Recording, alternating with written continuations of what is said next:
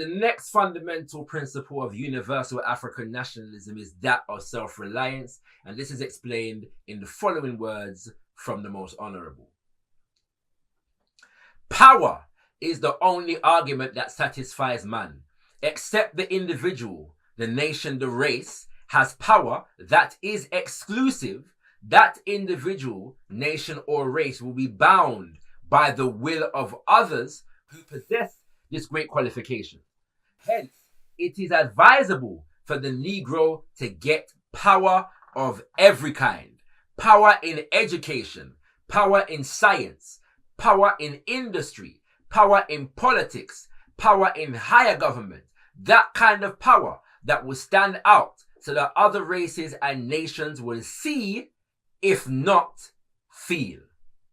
Them words, they should really speak for themselves. Yeah, it's necessary to emphasize, however, that many people in this day and age try to reduce, Papa Garvey and the UNIA-ACL emphasis on self-reliance to just business, black business, circulating the black pound, black people starting businesses and interacting and networking with each other. But we see here that Papa Garvey is talking about power in economics, but also power in science, power in higher government, power in politics, power in education. And so, the self-reliance as far as the UNIA-ACL was concerned, as far as universal African nationalism is concerned, goes beyond just black business. And that's not to downplay the importance of black business. It is important. However, limiting self-reliance to just black business doesn't do justice to what the universal African nationalist philosophy is espousing. Essentially, we're going beyond just business development to institution building. And the UNIA-ACL program was under the most eminent prophet Marcus Medai Garvey and is today an institution building program. So the importance of institution building is explained by Papa Garvey in the course of African philosophy, which is housed in the book published by Baba Tony Martin, referred to as Message to the People. Organized society is always a mass of people, and as such cannot do anything explicit or by detail by themselves. Hence, the organizing of institutions to do the particular work that cannot be done by the masses as a whole. In our present civilization, no society would be considered functioning properly if such institutions did not exist. Therefore, it is necessary for the Negro to pay close attention to developing the appreciation for institutional life. It is not necessary or binding that he copies completely the systems, methods, or manners of these institutions, except insofar as they would go to help him to promote a higher life and in accomplishing the most out of this organized society. It is incumbent upon him that he also have and control his own institutions based upon his own cultural and civilized idealisms. His universities and schools may engage in the same process of education, but with an adopted curriculum necessary for the special benefits of the Negro. His clubs, academies, and unions should be modeled in the same way, with the absolute objective of attaining the end that is particularly desired by the race. It is through the institutions of a race that the civilization and culture of the race is built. The Negro should occupy himself in cultivating his own culture and ultimately achieving his own civilized ends, so that in the comparison of racial achievement, he may be able to stand out distinctly on those achievements on his own account, as others may do. So we see here a concrete analysis and also a philosophical analysis. Not only must the race have its own institutions, but the institutions of the race must be serving an objective that is particular to the race and based upon ideals that are also peculiar to the race. As he explains it here, our own culture and civilized idealisms. And this takes into consideration also where the resources come from, whose and what resources we use, in pursuit of this institution building endeavor. And so we live in a context in which, and they were at that time living in a context in which the powers that be in Western imperialism were attempting to buy off and curry favor certain organizations and groups towards achieving its own goals and its own ends.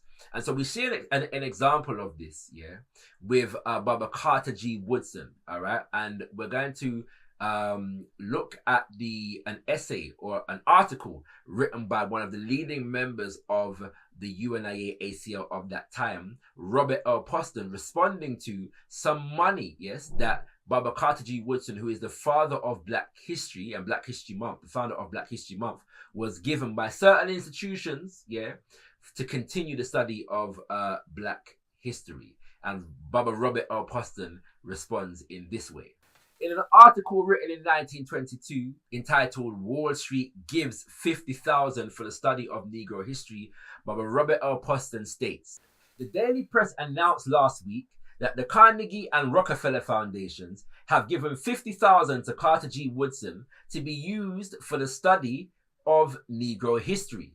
We are not among those who think that every gift coming from white people has strings attached to it and should be considered as dangerous. But in view of the fact that gifts coming from the above named foundations are always questionable, we wish to remind those who have to do with the spending of this money of some dangers that may lurk in the way.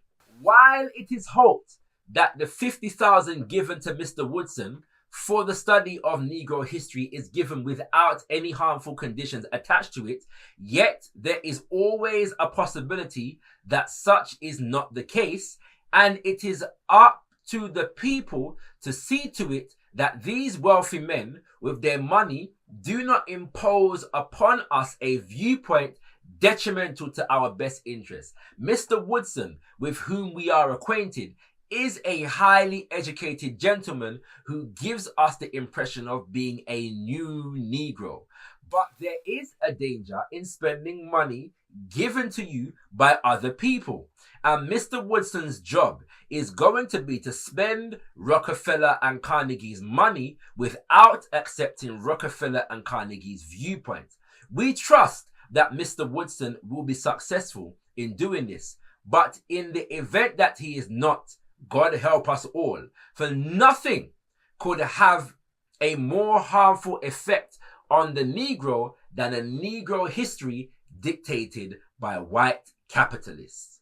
It's a very interesting article, and if you want to read it in its full, you can check out this particular book, African Fundamentalism, also edited by Baba Tony Martin, and it, as it says, is a literary and cultural anthology of Garvey's Harlem Renaissance. All right, so check it out in this book. And the concerns of Baba Robert L. Poston are laid bare in the excerpt that I've just read. We're talking about the danger of receiving money from non-African sources to do work on behalf of African people. The UNIA was very particular, about funding its projects from within the race. And it is necessary to note that Baba Carter G. Woodson himself became one of the most vociferous voices against receiving white money for the telling of Black history, and got into a lot of problems with a lot of other people for standing firm on that position. So to his credit, Baba Carter G. Woodson also came to that understanding and that realization himself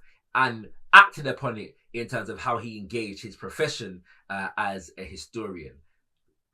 Big respect, and honor, mojuba, as is said in Yoruba, to the ancestors, Robert L. Poston and Carter G. Woodson. So how did the UNIA-ACL action, the principle of self-reliance in a number and a myriad of ways? First of all, we know that the UNIA-ACL developed two shipping lines. One was the Black Star Line, which is most famous for. The other was the Black Cross Navigation and Trading Company. All right.